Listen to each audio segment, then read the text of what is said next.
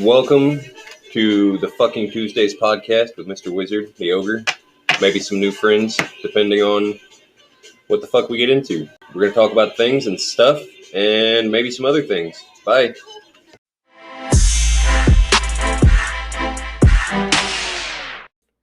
Fucking Tuesdays, Mr. Wizard and the Ogre. Welcome back. We started at, 7:45? It is now 8:20. That's how many sound checks we just did. So hopefully you like it, because if not, you can eat my entire ass. We did it for you guys, the listeners. listeners. We did, because I don't give a I need to stop saying fuck so much. It's my podcast, fuck it. If you don't like it, stop listening. Fucking Tuesdays. I'll cut that part out. Dude, honestly, I don't care. Like, if the haters want, I think it'll make them just want to listen even more. Like, fuck him. If he's telling us not to listen, it's probably because he's going to talk shit about us. Maybe I am. Listen to every single second of everything I say and digest it heavily. Just so you know if I was talking about you. Like on that description on the first episode where I was like, we love you all. Just like a couple of you. So there's a few people out there like, I bet that son of a bitch is talking about me. We are actually. Fuck you in specific. Needle dick. Me? Or... Yeah. Okay, so I'm still going to pretend this microphone's on because that was fun. So yeah, earlier I was talking into this thing. I kept adjusting it even, I think. Yeah. And then I look over and it's unplugged, like legit. The whole microphone. The cord is in the computer, but not in the microphone. So we've just been talking into the other one for the whole time, apparently. Pretty much. So yeah, just in case you guys thought we weren't professionals, there you go. We should do an Anchor plug. We did it earlier, but Anchor's pretty great. Honestly, it's easy. It's decent software. Matt learned how to use it in a week. Matt's not your average engineer. I'm not an engineer at all. He's your super average engineer. What is your title? Engineering draftsman. He works for engineers. Yeah, it's like being one of the sitters at the preschool. Shh, don't let him hear you. So we got Kiki on the couch over there being cute as shit. We should start a GoFundMe for we have one camera for the podcast. Cat cam.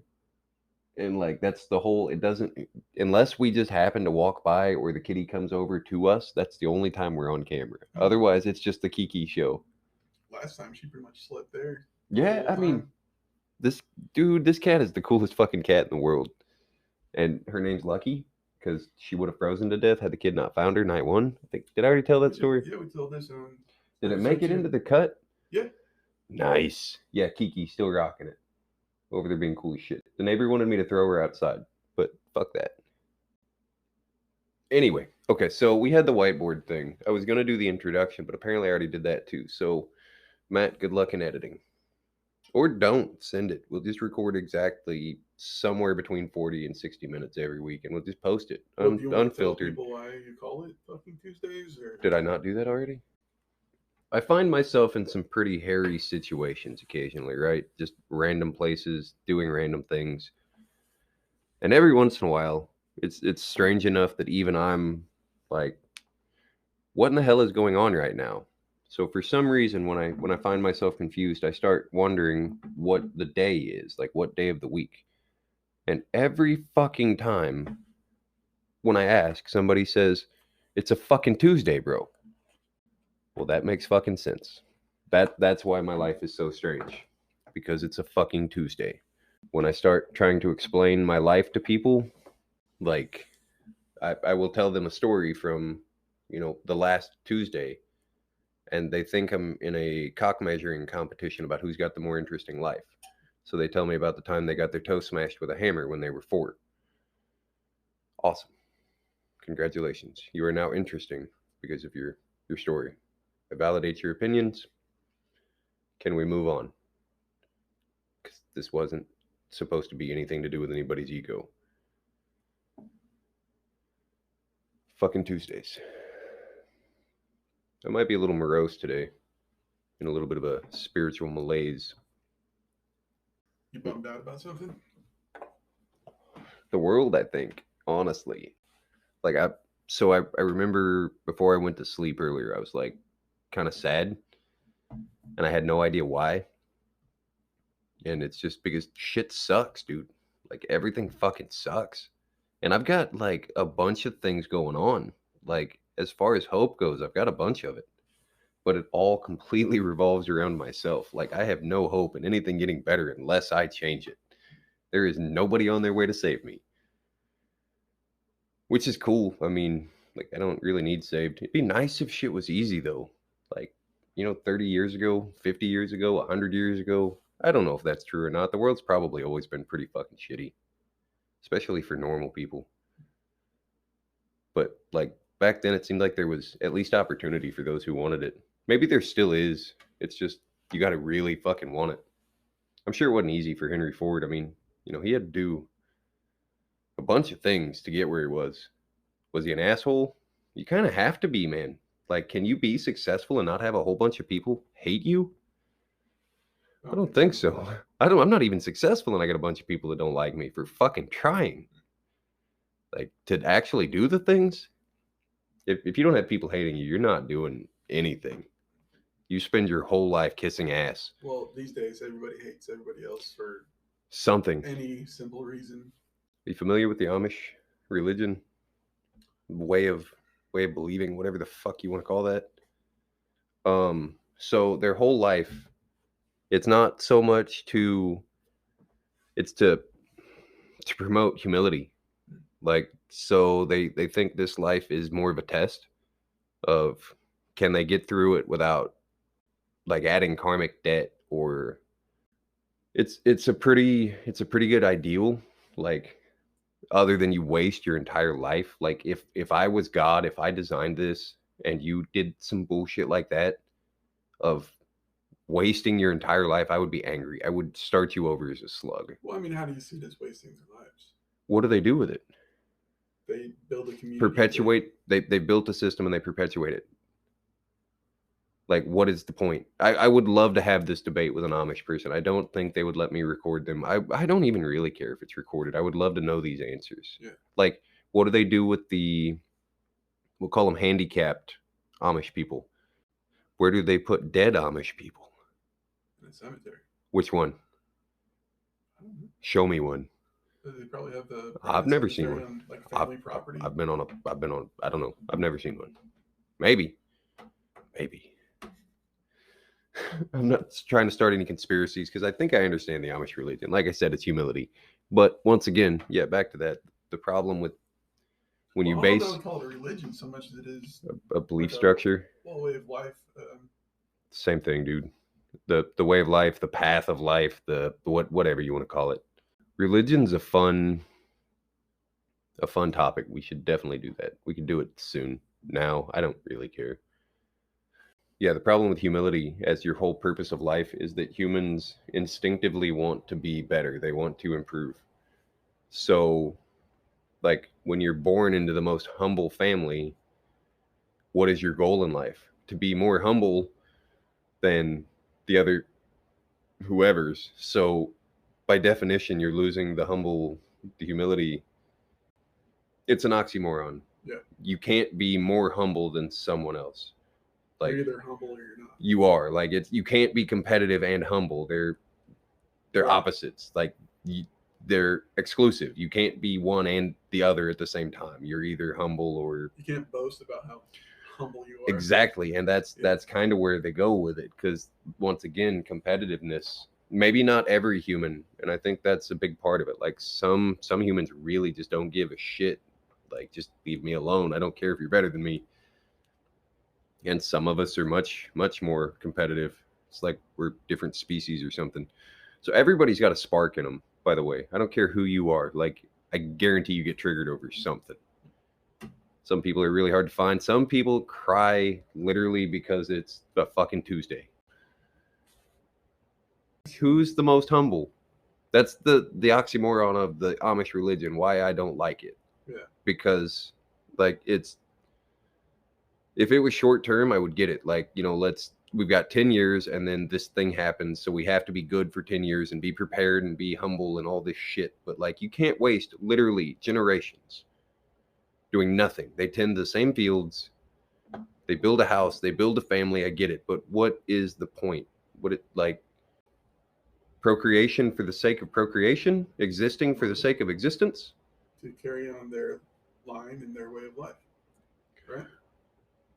So that seems like hubris to me, like the opposite of being humble. Like, if you're humble, you don't want to carry your line on because there would be no reason to. You're nothing special. Like, you are just clay for the Lord's hands or whatever. But like, why would you not want to be a masterpiece? It seems like indoctrination to me.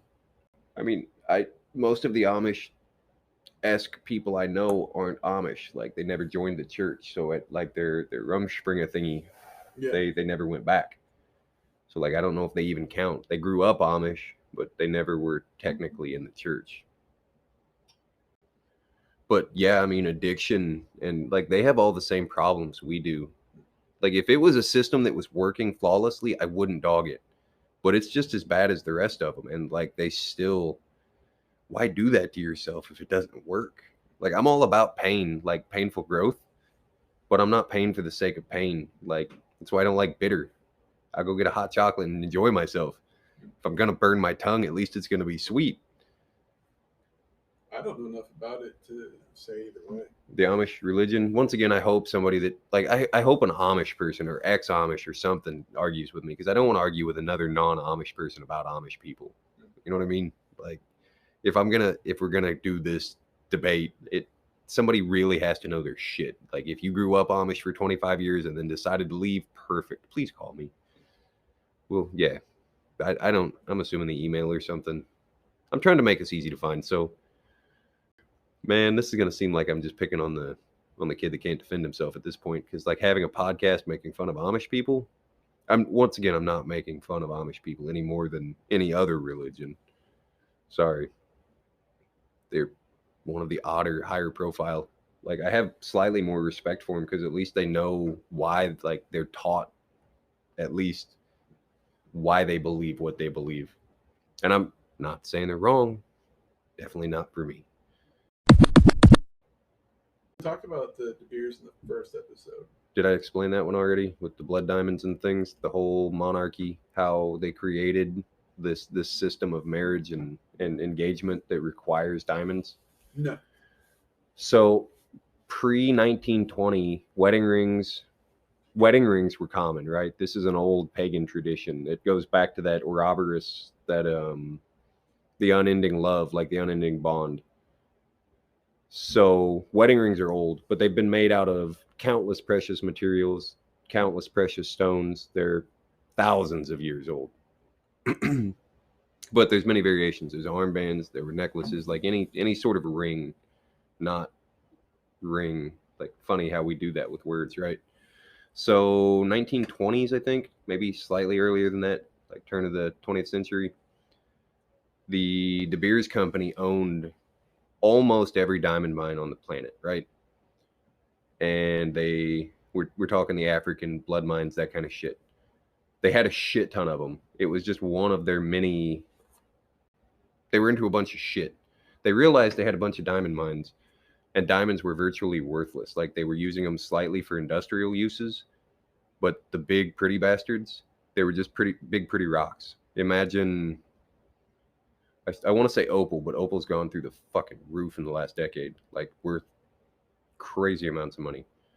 But imagine like rubies and garnets and things. Like, really big ones are worth money, but we're talking hundreds of carats, not. So like a small diamond, like what a 1 carat solitaire, wouldn't have been worth cutting at this point. It would have been used as industrial. Anything under huge gem qualities. So the De Beers company had shit ton of diamonds, shit ton of supply, no demand. So they decided to create this scarcity thing. They owned all of the diamonds. So literally every year, look this shit up, they have an auction. The De Beers company calls in a distributor like Kay's and Jared's and every major engagement brand company Like, you ever walk through a Simon Mall? There's 4 or 5 of them in there. Every single one of those has a rep that goes to this meeting, or they work for one. They might be a second tier. Like, that's where you get your discounts from a first tier distributor like K Jewelers. Anyway, so they go in, they look at how many engagements, how many marriages there were the year before, and then they predict how many people are going to get engaged this year. Let's say X is the number of people getting engaged, Y would be the number of diamonds they're going to release. They want there to be scarcity. This is our last 2-carat princess cut in the store, so we're going to make you a deal on it. Well, if they said we have 400 and we can get 7,000 more tomorrow if you would like, nobody would be really concerned about getting it now or taking out. Do you know the rule? You're supposed to spend 3 months' salary on your girlfriend's engagement ring. Do you know who created that rule? The De Beers Company. Look it up. That a diamond is a girl's best friend? Who do you think creates that shit? The De Beers Marketing Company. The overall, the umbrella that sells every diamond on the planet. So those blood diamond things, that's because the De Beers Company owned the mine and the villagers didn't want to work in it anymore. So they killed them all and brought in a new village, scabbed them out. But yeah, it's all a big monarchy. They literally created this demand, this you have to have one or you're not a good person. You can't get engaged unless you can afford a diamond. Cubic zirconia is actually superior. They're more perfect than a diamond. You know why they're not expensive? Because the De Beers Company went and bought a shit ton of them and started selling them really, really cheap. Actually, I think they just went ahead and bought their own equipment to make them. But anyway, De Beers got involved and bottomed out the fucking market so that real diamonds would still be worth more, because cubic zirconia can't be that good if it's 1/10 the price, right? So you want to talk about your static? Static. So, okay, visual snow syndrome is what it's technically called. There's a variant of this that's based on psychedelic drugs. I don't remember what that one's called. I've had this since I was a kid. When I say it's progressed over the last 5 years or so, I mean insanity. So I wasn't diagnosed with an astigmatism until 14, maybe, but I've always seen the stretching lights. The If you don't have an astigmatism and you don't know what I'm talking about, it's fucking weird. There's like a snowflake pattern over all the lights. So like when you're trying to drive at night, it's wild. Okay, so I've always had weird vision. I thought this was normal, but I also used to like to stare at the sun as a kid. Okay, so I'm finding out that this is less weird than what everybody might like. Apparently, I don't want to call this Eastern medicine. Some Eastern weirdos call it sun gazing. 15 minutes, like sunrise, sunset. You're not supposed to do it often because obviously you're burning your fucking retinas. But as far as opening like third eye and stuff, it's supposed to be really beneficial. So I think that's kind of what my static is. Like pieces of my retina are burned in strange ways. So like I used to burn them on purpose staring at a light just for 5 or 10 seconds and then close my eyes and chase that retinal burn across my field of vision, right? And then eventually there were so many of them, I could imagine so many in my head that like I could start to turn them into shapes and pictures and things. So this is like a really weird third sight. So you have your physical eyes, right? Like what everybody would consider seeing. Then you have your imagination. That's what you would call your third eye, right? So this is somewhere in between. I know it's something I create in my mind, but it's also something much closer to actual vision than third eye shit. I don't know if I'm making any sense. If you don't experience these upper things, I'm probably sounding completely crazy. If you have an inner eye inside your head, do you not have one of these, Matt? You look slightly confused. Can you do you have a So apparently a lot of people see it as like a projector screen inside their head where they watch things on a screen. Mine's much more complex than that, but it's the closest I could think of. So you're talking about like when people use their imagination to picture something. Yeah, completely. Your imagination. So yeah, if I'm imagining something, I picture it in my head. I don't know if I'd explain it as a projector so much as you're inside like, the experience. 3D. You're in it. Yeah. Okay, so me too. That's what I'm saying. Like, if you don't have it, you probably won't know what I'm talking about. But that's your third eye, by the way. Well, there's also people who, when they imagine something, they can't see pictures at all. Oh yeah, and some people have no, like, I'm not going to mention any names, but I know a chick that claims that she never has an internal thought. Like she does. That I shouldn't say never has one, but like if she's sitting and watching TV, her brain is off. She's in absorb mode. There's like the lights on, but nobody's home kind of shit. That just amazes the shit out of me. Because she's so focused on the show? Or? I don't understand it. I don't know. Like, it really doesn't make sense to me. It sounds like just pure void. Like, she's gone. She's in that world somewhere. And so I think it's like a synthetic imagination that they've been creating recently since, I don't know, the 40s or 50s, like with the onset of popular radio and television. Kids these days don't need an imagination. Like, with the shit in the water and the shit on the screens, they don't need to imagine anything. Like, and that's why the better graphics, like graphics and sound quality and all this shit, playing with your friends online, they've taken real life experiences and completely replaced them with screens in some form or fashion. School is now done through a screen. Hanging out with your friends is now done through a screen. We live in a very, very strange society, and I'm not saying it's wrong. Like, if that's where it goes, that's where it goes. Maybe this is where humanity naturally was headed. I'm not saying there is some giant conspiracy for this. I think it's just convenience. We've set ourselves up for failure and comfort, man. Like, straight up sold our fucking souls for comfort. For instant gratification. That's the word of the week, probably. 2 words. Bing bing. Special fucking Tuesday.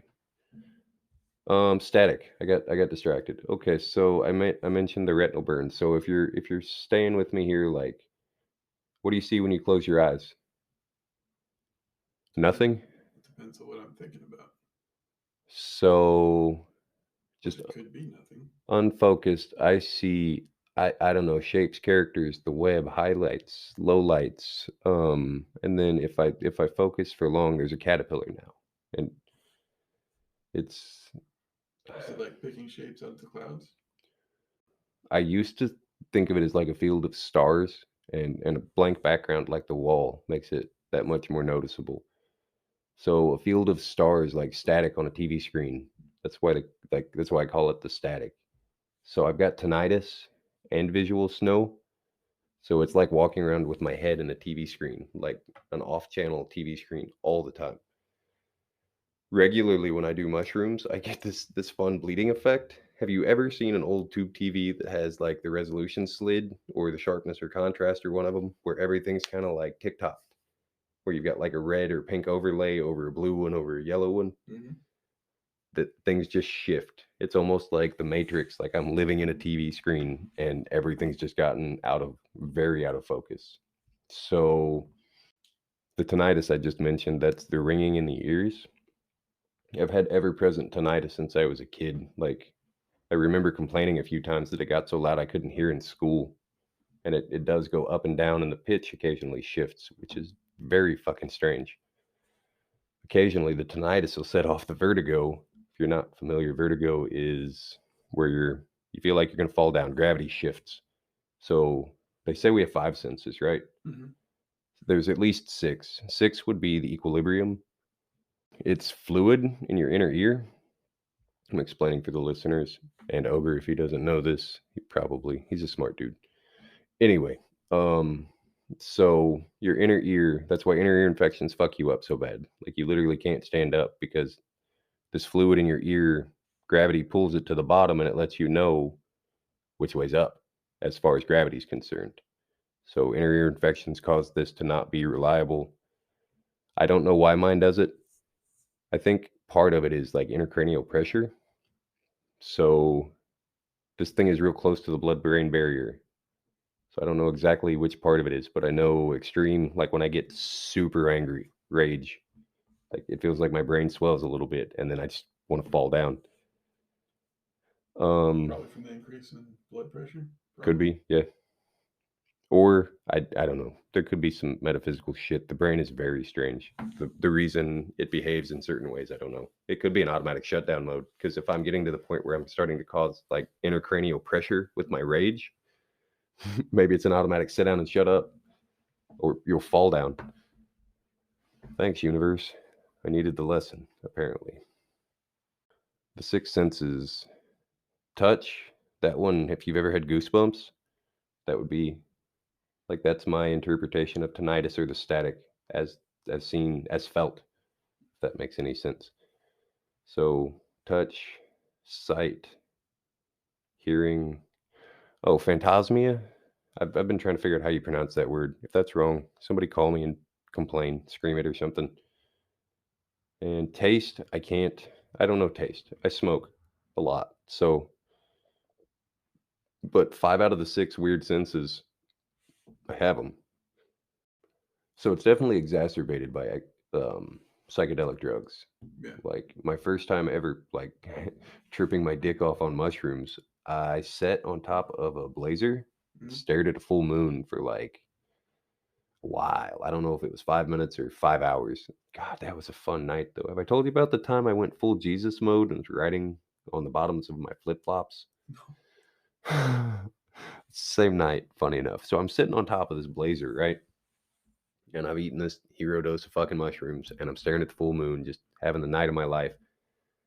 And then I see like my static for one time, first time in my life, the static has ever been more than just static on a TV screen. Like there started to be, I mentioned how that like the TV starts to split on mushrooms. There started to be a picture coming through and it wasn't so much, it felt like energy moving in and out of the moon, like in that cosmic donut thing I was trying to explain, like almost in that shape. It was moving in and out through itself at the same time, but still it was it, odd sensation. So where was I going with that? Static. Damn, the moon just broke my brain again. I can't even think about the full moon without even getting distracted. You're talking about the first time you went Jesus mode, riding on the bottom of your flip flops. Oh yeah. Okay. So I'm staring at the moon, right? And I swear to God, I was 5 seconds. Like I remember thinking, holy fucking shit.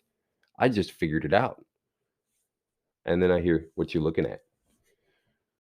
So sometimes my brain goes to rage. Like when I get surprised or scared, that PTSD thing, it just instantly like I'm in fucking rage mode, ready to kill. So luckily I've learned I have this response, like quick little nugget. You're responsible for your own triggers. So like that's one of mine. There was nothing wrong with a guy walking up and asking me what I was looking at.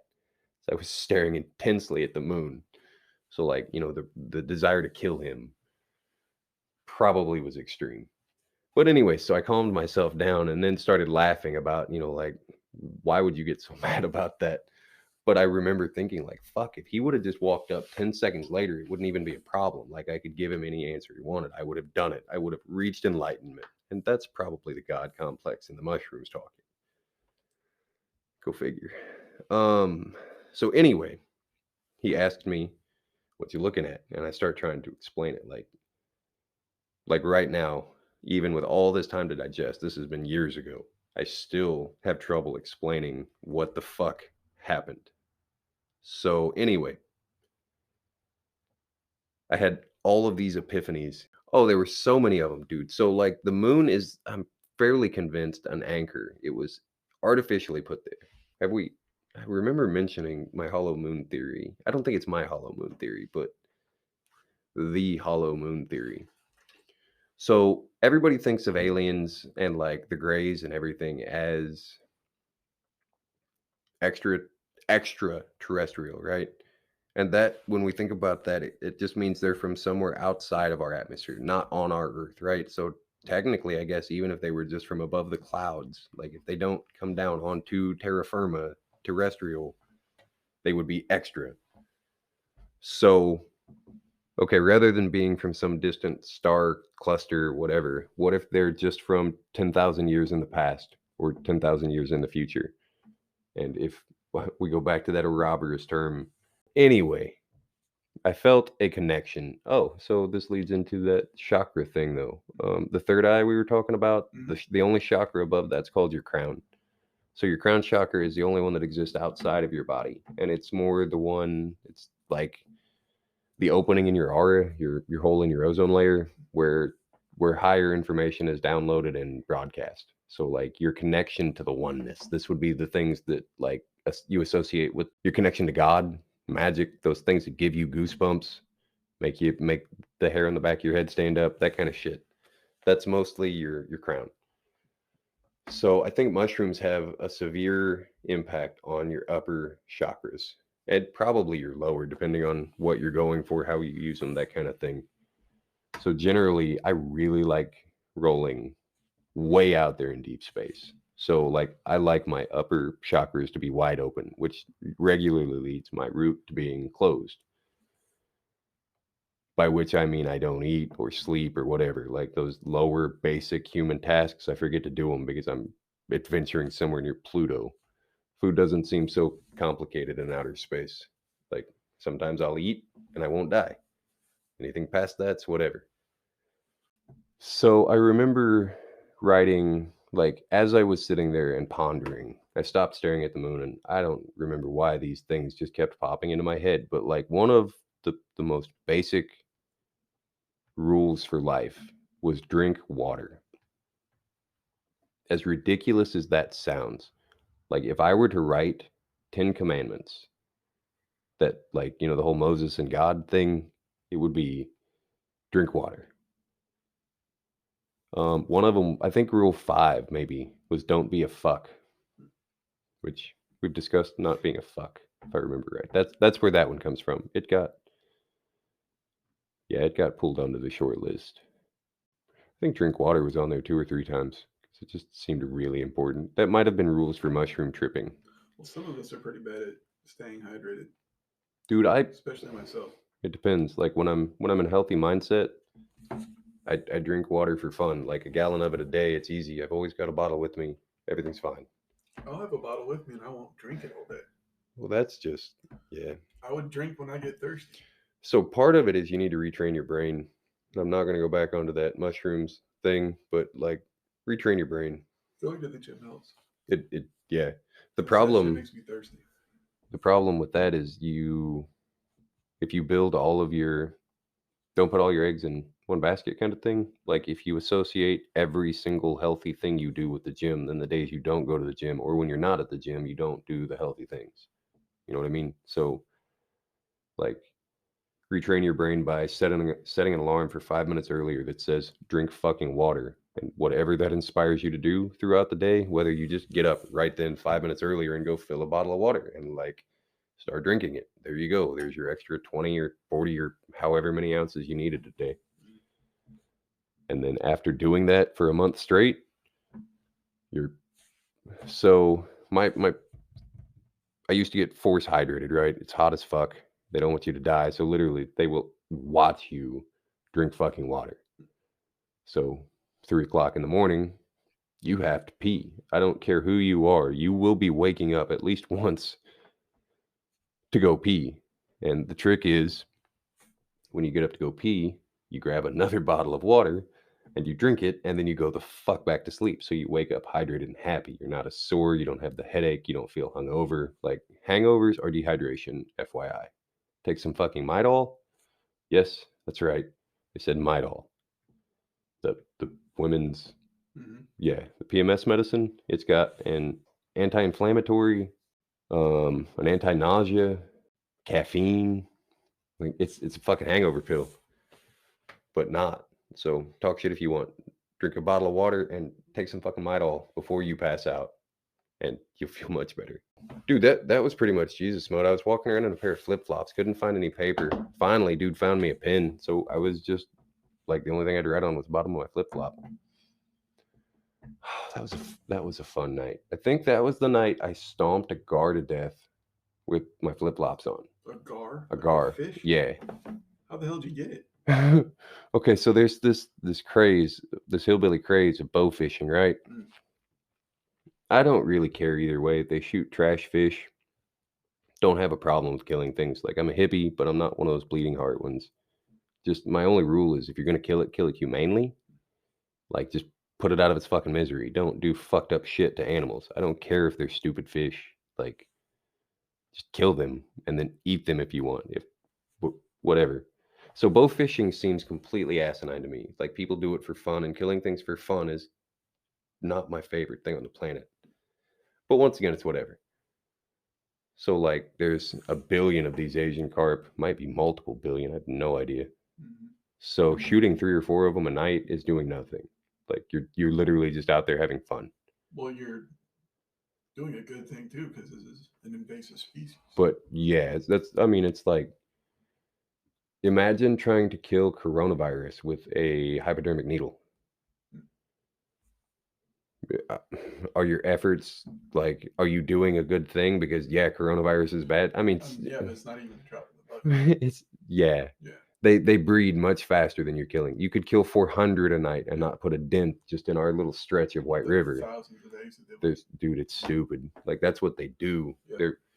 That's the human species right now, is Asian carp, by the way. We just produce, consume, procreate, make more so that there can be more, so that we can be bigger and more important to the fucking ecosystem. And then when we fuck it up, who gives a shit? Anyway, so yeah, they were bow fishing. I think it was a gar. Might have been a carp. It's on mushrooms. So they convinced me to go do this, right? Like, oh, it's so much fun. You can shoot a fish. And like I said, my crown chakra, I've got a connection to the universe and everything at this point. So they're literally sticking arrows through fish and then cranking them out of the water, ripping the arrow out and leaving them to die on the bank. So they've missed like 20 of them. It's not been a problem all night. Whatever. So finally they get one, drag it up into the bank, and they're all talking shit like, yeah, look at fucking how awesome we are. I'm like, that's cool. And then as they're talking, this thing starts making this sucking noise of, like, literally a fish out of water. So I'm like, you gonna fucking kill it? What do you mean? Like, do you hear that noise? It's in pain. Yeah, fuck that fish. If you don't kill that fish, I'm gonna kill that fish. Like, well, fucking kill it then. Okay. So one of the fastest ways I know of to kill something, the fastest way, is to completely destroy its brain. Like, all of it. Luckily, these fish have small brains. I have a big ass foot. So I took about a 3-foot leaping hop, bringing a knee to chest kind of thing, and then planted all 180 pounds of me at the time on my heel on that thing's skull. The crunch it made was very satisfying. Like, not gonna lie. If you gotta kill something, brutality is where it's at. Like, I know that sounds terrible. Why would you do that? Because that is the way that brought that fish the least pain. And it had the dual function of, now these idiots know I'm not fucking around. Like, if you're not prepared to kill the fish, don't shoot it. So, do you want to bring a knife and do it that way because you're too big of a bitch to use your boot heel? Whatever. But I would like to think I made an impression that night. I would like to think there were still rednecks running up and down the White River, stomping fish to death. And I really don't care. Like, their excuse was, well, we just drag them up here and the raccoons eat them. Have you ever seen a raccoon eat a living fish? They start with the brain. Oh, that's literal torture. Like, you're alive watching a raccoon eat your fucking frontal lobe. And you can do not a goddamn thing because you've got a fucking hole in you. And now it's just not. Why? Why do people don't be a fuck? I think I said that. I think that might be actually where the don't be a fuck rule came from. Like, don't be a fuck. Yeah. Not complicated. You want to do dumb shit, kill it. Just kill the fucking thing. There are a bunch more, obviously. Nobody's going to miss that one. Kill it, and then feed it to the raccoons. What else did we do that night? whole bunch of dumb shit, I'm sure. I wasn't driving. I was in the car most of the time. I was on the car part of the time, obviously, staring at the moon, riding down the road, whatever. Full moons make me a little spunky. I think there's another one coming up. Oh, so I signed the final approval for the book. Yeah. And it's supposed to be getting released pretty soon? 7 to 14 days. Yeah. So before the first of the year. 7 to 10 days. Yeah. Yeah. It'll be out in time for Christmas. Bada bing, bada boom. Everybody buy somebody a gift card and like tell them to spend $3.99 on my fucking book and leave me a review. Apparently, if you get 50, like Kindle will start recognizing your book as an actual, like, people want to read this thing and start recommending it for free. So do me a favor, even if you hate it, seriously, just go leave a review. Like, I don't care, argue with me. Give it 5 stars and then a shitty review, whatever. I don't know if the algorithms can tell the algorithms know. They don't care if it's a negative or positive. It really, as long as people are talking about trendy, dude. I think that's why so many influencers and shit are off on themselves right now, because everybody thinks like celebrity is all good. Nobody's expecting the bad. I mean, can we talk about Britney? It's good. You know, her whole meltdown thing, like shaving her head and all that shit. Dude, she was so completely justified in everything she did. She was tired of people touching her hair. Like, as a 30-year-old woman, you don't have the right to tell somebody not to touch you? How is this legal? Just taking back control. Oh, dude, I mean, it should never get to that point where a lady has to control. Yeah, I mean, and dude, God, we crucified her, myself included. Like, that bitch is crazy, and she was, but like now we know. I'm sorry, Brittany. She was driven there. I'm sorry, Brittany. Like, we were fucked up. And dude, I mean, we should have known. Like, Walt Disney, fuck, you shouldn't do that to kids, dude. And I'm not even talking about like any of the crazy blood sex magic shit. Like, I'm just talking straight up turning a fucking 7 or 8-year-old into a sex symbol is not okay. And some of them somehow managed to do great with it, like JT, dude, Justin Timberlake. But I'm assuming he had all those white boy privileges, which, not hating, because I'm sure it was fucked up for all those kids. But I think he's the only one that didn't like full on lose his mind after making huge celebrity after that shit, right? I have no idea. I'm pretty sure most of the rest of them have bugged out at this point. Screech made porno. Yeah. He went to jail for a little while. Didn't he just? I think he just died too. I think so, yeah. It's sad. Too big, too fast for something that's completely not even who you actually are. Anything for entertainment, man.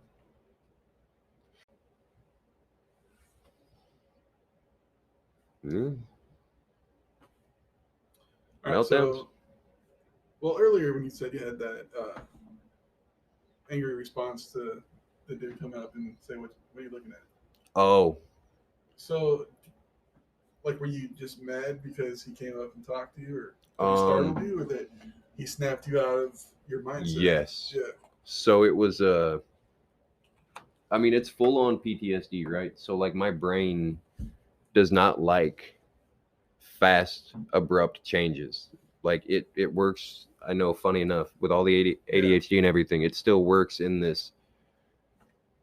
What's ADHD to you is normal life to me. That's right. How my brain works. So like if I'm going from one subject to the next, like what you would see as one jump might be 37 steps for me. And like that's why when I keep talking, the one point will bring up another. My brain works in roundabout ways. And that's why I get distracted, because I'll end up somewhere near Texas when I was shooting for New York. Yeah. But I mean, it's more about the journey and not the destination, I hope. So like, what are we talking about? I don't know. I don't fucking know. That's kind of the point. It's fucking Tuesdays. This isn't fucking football Tuesdays. This isn't fucking cat Tuesdays. This isn't fucking Matt Tuesdays. It's just fucking Tuesdays. Like we said on the intro, we're going to talk about all the things. And some of the stuff. Yeah, we're not going to speak on specific things at specific times. It's just random chaos. Coronavirus. What a joke. Dude, that shit is fucking, like, it's a strange condition, though. That spiritual malaise shit I'm talking about, like, I feel like I have coronavirus right now. I 100% guarantee I do not. Now that I've had it, I don't think I'll ever mistake those symptoms again. You know whether you have it or not because you do not taste things. The smell wasn't so creepy because, like, I'm used to being in a room that, like, I'm completely nose blind to. But the putting food in your mouth and there being nothing, like, it seems like there was a glitch in the fucking Matrix and they didn't know how else to explain it. They had to make eating so unsatisfying. Dude, so eating, like, that's part of the anorexia shit. Yeah. Eating is, and it has nothing to do with the coronavirus. Like, everything tastes like shit now. It all tastes manufactured. And every once in a while, I'll find, like, somebody will make it. One of my friends that does Sunday dinner, I almost said her name. She's an amazing cook, and none of it tastes manufactured, right? But outside of that, like, everything tastes like it came out of a box. Most of it fucking did, man. And all those restaurants that claim, like, we're home cooking, and no, you're not, dude. You poured it out of a bag in the back. Well, it's a lot how we do it at home too. Yeah, and I'm not, like, at least, okay, so did we got into the magic item thing. Did we ever get into the soul thing? So investing a magic item is basically placing a piece of your own soul into it. So, like, I think we discussed Gordon Ramsay's kitchen. Yeah. If you'd be a better cook in there just because you're using his. Yeah, so, like, imagine you've got his knife that which I'm assuming he goes through knives pretty fast because, like, the way he sharpens them, like, he's probably got a bunch of them. But imagine using one of his older knives that he actually used for a long time. Like, I can't imagine there wouldn't be some channeling, maybe, like a little bit of his skill. And I'm not even saying, like, you're going to go in and you're going to be a Michelin star rated chef. Just saying, for your own ability, you're going to go further and farther than you ever have. Is that magic? It's not quantifiable.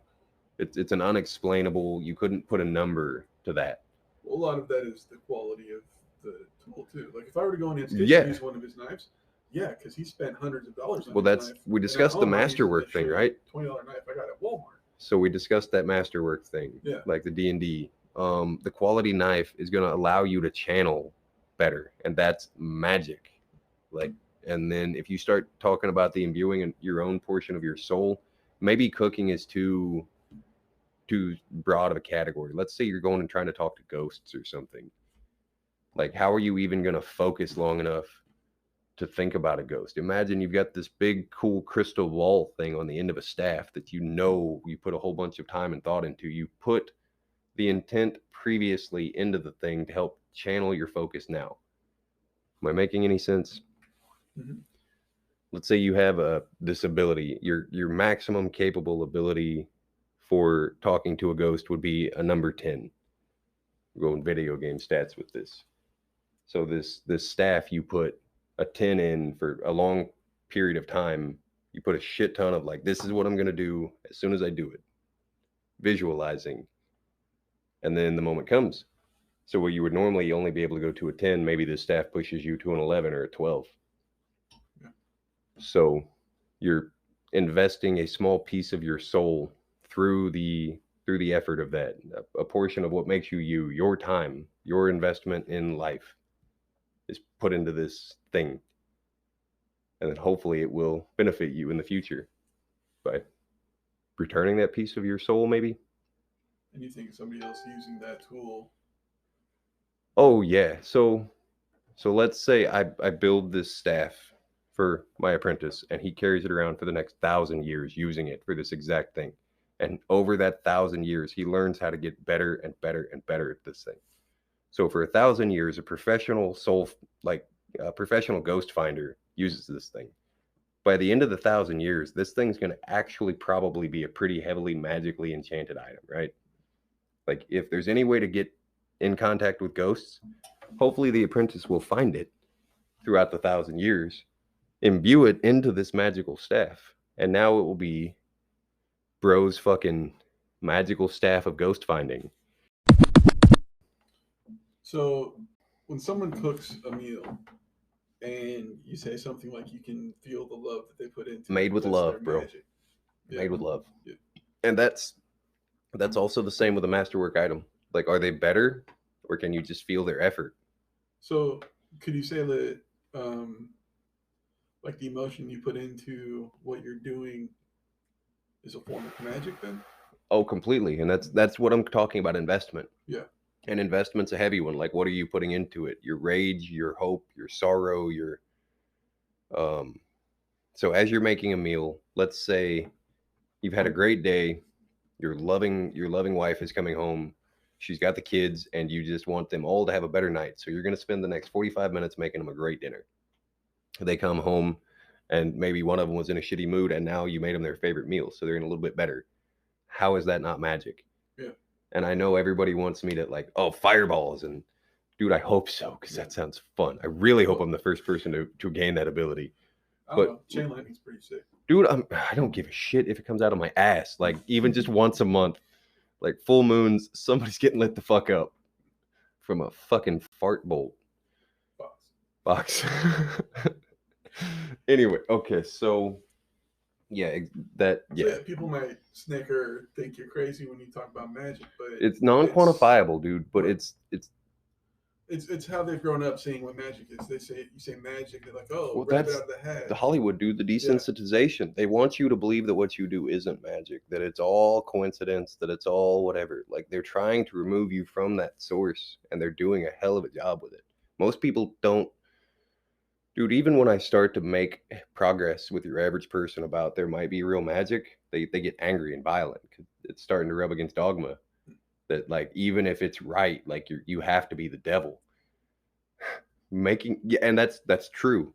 That is what the devil did. He introduced man to the fact that they didn't need God, and it bothered them, and it still does.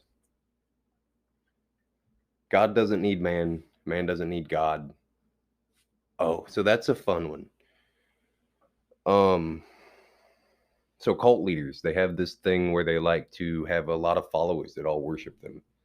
So this is a form of divinity, right? To be worshipped. So living divinities would be people who living have people worship them. Most people don't like doing that, and that's why we get so many martyrs, Jesus Christ included. People do not like worshiping a living man. It's blasphemy. So when somebody starts to make too much sense, humans kill them. Shit, I got distracted again. I shouldn't switch between the external and the internal monologue. That's where shit gets fuckered. I mean, Jesus was crucified when the church got together. There were a lot of reasons Jesus was crucified, man. He was exposing some of the organized religion at the time. Well, for what it was. He was fucking up the status quo. Yeah. Like, they didn't want people to think that they. So, are you familiar with Original Sin? Have we done this one yet? Like, so. Okay, so let's do Lucifer. Lucifer is he's my favorite character in the Bible. Jesus would be a close second, because Jesus was just a cool dude. He wasn't what you think he was. Hero and your villain, kind of. They're both heroes in my opinion. One of them was, Batman, the hero we needed, but vigilante, not the one we wanted. Yeah. So that's Satan, dude. He's known as a bunch of names throughout all of the different. Well, I'll go through that later, I guess. Let's start with Lucifer, though. So he wanted to be equal with God, right? And it's not even so much that he wanted to be equal. He wanted to not be subservient. He wanted his own life. He didn't want to be a piece of God, which is fine. Like, imagine you have kids, you don't, whatever. Some of you parents are probably going to take offense to this, but they are not yours. You don't own them. Like, it's your job to mold them into the best thing you can, but they have their own lives, and it doesn't belong to you in any way. Like, when you're retired and you think somebody should come and wipe your ass for you, be a good ass parent. Maybe they'll want to, but you don't get to force them to out of some fucking petty guilt. That's dogma, and I hope that one dies. Like, I hope that goes the way of the fucking dodo with Christianity. Family is there to support each other, not because they have to be. Okay, so Lucifer, right? He didn't want to be whatever it was that God wanted him to be. Classic, right? So God got pissed off and threw him out. You know anybody that's gay and came out of the closet? Got kicked the fuck out of the house? Yeah. Satan, bro. That sucks. Okay, so next he enters into the Garden of Eden, I believe, in the form of the serpent, and tempts Eve with the fruit from the tree of the knowledge of good and evil, right? Does that make sense? Is this computing? He taught him shame, basically. He gave him intelligence. He taught him the things. So, and the funny part is he didn't even force her. He just told her what it would do. Like, if you don't want to be a sheep anymore, if you want to be your own thing, eat this. And if Adam wants to go, have him eat it. And she didn't want to eat it alone, so whatever. So that's original sin, by the way. You know that baptism that all babies have to have, or they go to purgatory?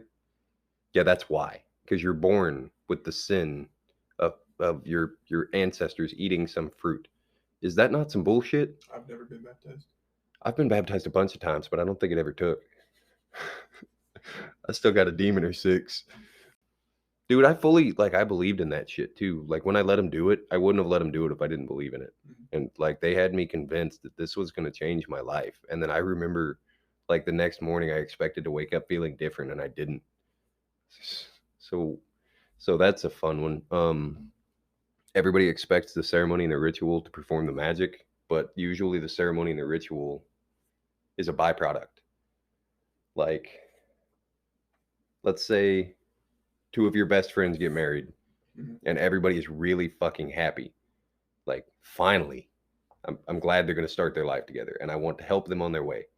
So you come and you bring a gift and you celebrate their happy day with them. And all of their friends come and celebrate that happy day, and it turns into a party. You don't have to plan one. It just happens. Like, you plan a wedding, and the party, it just is. So, but everybody expects, like, their quinceañeras, they're coming out. They spend $50,000 and they think it should be the happiest day of their life, but they go Bridezilla mode and they think, if I don't have this fucking thing, then Tanya's going to think she's better than me. And for the rest of my life, Tanya's going to have this over me, that her quinceañera was better than mine.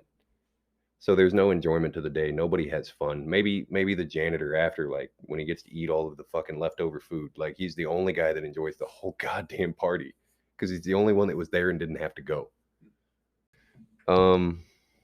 Shit. So investing a part of your soul in thing. I think food's a really good one that people understand, because everybody knows. You ever been in a trap house and seen somebody make mac and cheese? It is very much survival food, right? Like, like basic. Yeah. Dude, I mean, it's like they've got a little bit of a bottle of water left from the last time they cleaned out their meth thing. So, like, literally just whatever's left in a bottle of water goes in with the noodles. It gets microwaved for 7 fucking minutes. The cheese gets poured in and it gets stirred up, and then somebody drinks it fucked up on heroin. Like, there's cooking, and then there's cooking. Like, just because you technically can eat it and survive. Have you ever eaten the shit raw? That would be made with zero love.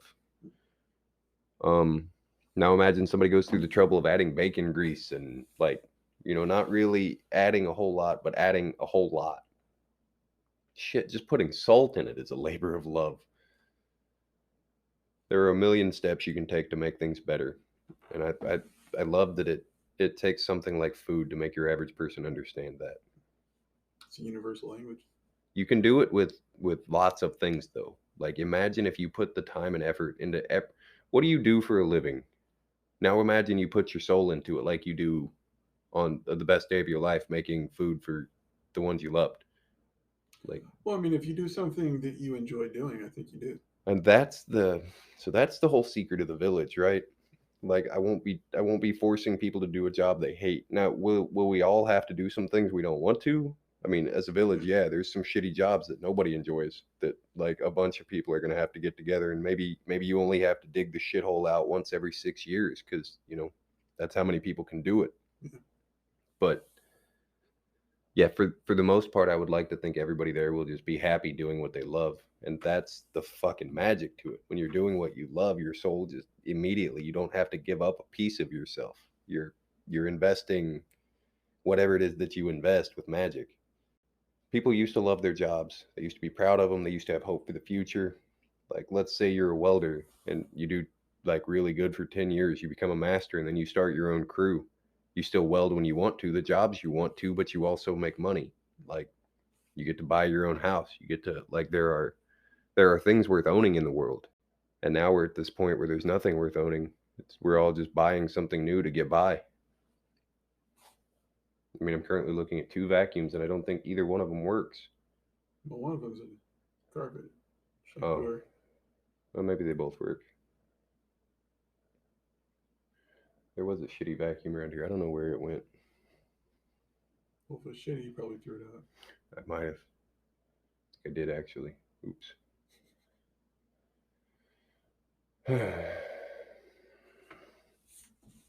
18 more minutes. Yeah, this one's gonna need heavy editing. Probably. Or whatever random shit comes out, comes out. There were a million topics. Patriots. Yeah, the one I can't. We're waiting on that one until. The one I can't talk about was the one I put all the thought into. Yeah. Makes sense. He better actually show up too. We'll kick him right in his fucking dick. When's he supposed to show up? When he gets back. Dude, I don't know. He's traveling over the fucking world. He's in Japan at the moment. Can't be too mad at him, right? Yeah. He's supposed to be back for Christmas, I think, and then he's off to Saudi Arabia, as long as shit doesn't get weird over there first. What's he do for a living? I'll let him explain that. Okay. Is all the traveling work related? Yeah. Okay. Yeah. Well, I mean, a lot of it. Like, he's an interesting dude, obviously.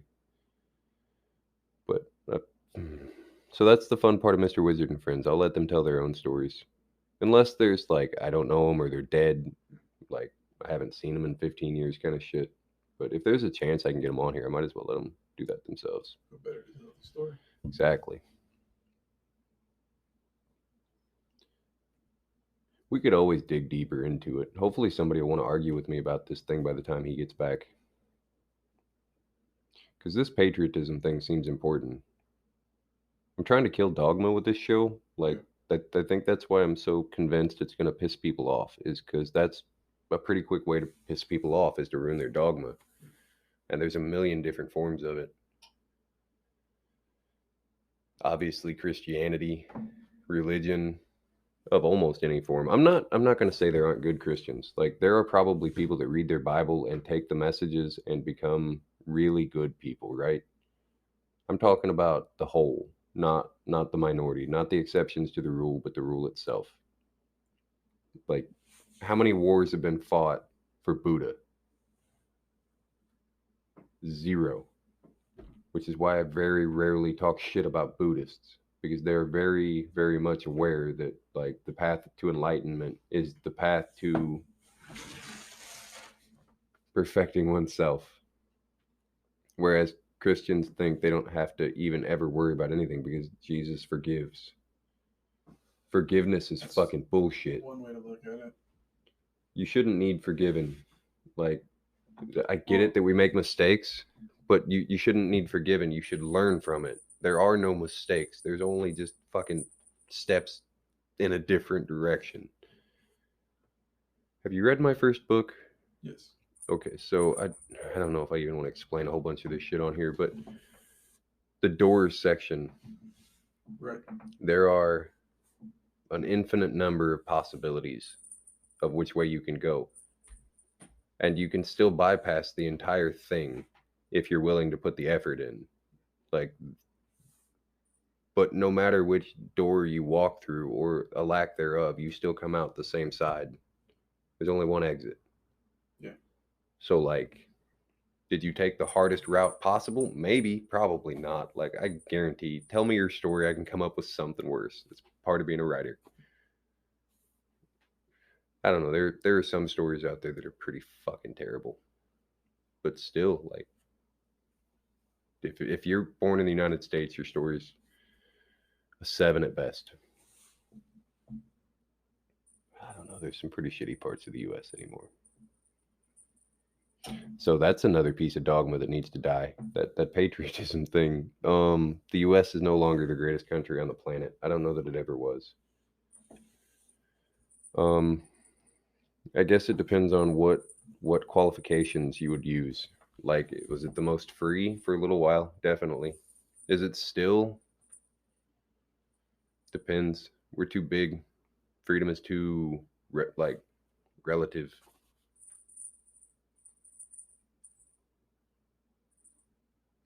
You have to sacrifice safety for freedom. Like, how good are you going to be at driving a sports car if you're in a full bubble suit? Like, are you going to be safer in a full bubble suit? Maybe. Fuck, I don't know. Like, I would rather just take my chances with the car.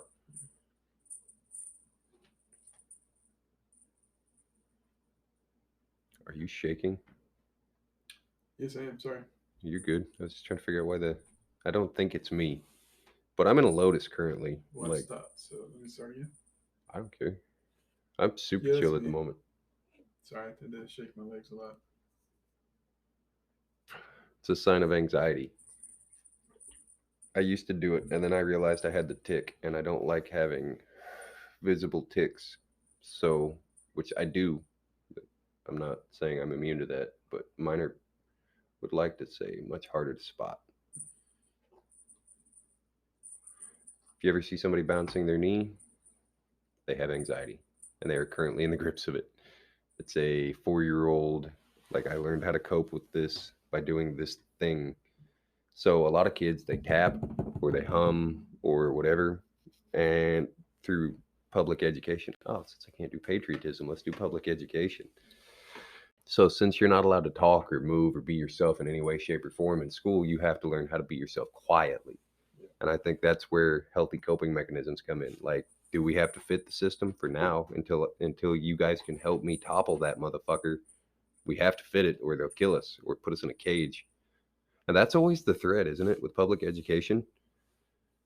Like, like you're bad, and if you're bad, you have to go in a cage. Or like special class. Whatever. Yeah. I mean, small room with a shut door. Like, speaking of public education, are you familiar with the cubicle? Do you know the trick of the cubicle? This was corporate greed at its finest. Like, the cubicle, some guy realized that it only takes 3 walls to make somebody feel like they're in a box, as long as their back is to the door. That's why all of the desks are fixed to the cubicle. So you can't even turn it around. Like, and they want you in a box, so you do what you're told. They don't need you to be at maximum productivity. They don't really need you for anything. They just need you to plug in numbers so you can consume. You are a consumer, not a producer anymore. We all are. Chinese people are producers and consumers, but their ratio is much, I don't even want to call it more balanced. They only can produce so much because we consume so heavily. I think we already did that whole cosmic donut. Yeah. Speaking of cosmic donut magic in fucking practice, there you go. The cosmic donut of commerce globally, explained in 30 seconds, as if to a 6-year-old. Oh, public education, of course. So, No Child Left Behind. Did I explain the peanut butter and jelly? A little bit. So, public education failed when it became public education. There should be no standardized anything when it comes to children. They're not. There is no standard child. Like, how can you standardize childhood? And they did. Like, it literally means to add standards. Who set these standards, I wonder? Who monitors them? If it's run like any other part of the government, nobody's really in charge. It's just whoever can convince somebody important enough that they know what they're talking about. So, like, that's kind of it's trendy. If you can get your shit trendy with the right people, you're going to be successful. And at this point, it has nothing to do with, like, there's no board of experts. That's going to be Lucky's playing with her ball in the background. Super cute. So nobody's at the wheel anymore. for anything. Like, there's a whole bunch of people standing around. And they're just there to be held accountable. Everybody's standing there trying to decide who to blame. Yeah. Like, nobody's actually willing to grab the wheel. There are going to be so many people confused by all of the random references I make. There's going to be like 6 people on the planet that understand this shit. I mean, who's this podcast for? Everyone. I hope nobody gets all of it. I want everyone to have to think about the crazy shit I say. Which is kind of why I like the ADHD thing. Like, I just want to throw enough topics out there that everybody on the planet hears something. They're like, holy shit, what does that mean? And then they're going to look it up. Like, the communal awakening is, I don't need everybody thinking about the same thing I'm thinking about. I like a couple of people to argue with. Yeah. But there's a million fucking problems. I don't want to have to fix them all. Wake the fuck up. Do your fucking job, whatever it might be. Whatever it is that you enjoy, go do it. Stop fucking killing yourself 75 hours a week doing something you hate because you think you're supposed to. Your job is to be happy, and happy is your job. Like, whatever it is. Is that really that complicated? Like, everybody's good at something. Now, are some people much more beneficial than others? Like that guy that just knows how to make a fucking V8 engine from nothing? Like, that's convenient. He's a convenient guy to have around. But the guy that's really, like, he makes pretty paintings, or the guy that makes really good sandwiches, or, like, everybody's got their happy. And if we're all doing our happy, I promise, like, there will be no food shortages. There will be no wars. Nobody will give a shit about everybody else being happy because everybody would be happy. That misery loves company thing, man. It really, really does. We would rather burn the world around everyone else than, like, just try to help make it a better place. Yep. Most people would rather spend 10 times as much energy getting out of doing a job than just doing it. That was why it was my favorite punishment in the Army to make people clean toilets. The one thing nobody wanted to do. Like, then I didn't even have to be mean. Like, you're going to be... You decided to break Rule 5, Rule 2, whatever we want to call it. You are now being a fuck. And because of which, you now have to clean the toilet. What's the main message you want to get out with this For podcast? Tonight or total? Well, just in total. I mean, are you just wanting to tell stories? Are you wanting to... I seriously want people to think. That is the whole goal of this. I don't care. Think for yourselves. Educate yourselves. Yeah. I'm hoping to inspire... Yeah. And I want to inspire conversation. The world doesn't talk anymore. Nobody talks about anything. The hard subjects, the fucking... I'm tired of people hiding from shit, hoping it'll get better. It doesn't. Stop taking things at face value. Dude, I mean... Don't just open up Facebook or Twitter or Instagram, whatever. Read something and be like, oh, that's fact. Question everything. Educate yourself. Don't just rely on what other people say. If there's one thing I've learned in my somewhat long life, whatever, it's that everyone lies. The only thing you can count on from a human is that they're lying. If you haven't seen it with your own eyes, if you don't know it for a fact for yourself, if your preacher promised you, if your grandmother told you, if you know that part of Ricky Talladega Nights when he's like, hell, I was high when I said that. The shit you've based your life on, they were probably fucked up and don't remember saying it. Like, do you think Jesus is going to come back and be happy with you? Fucking Tuesdays, episode 3. Have a nice night.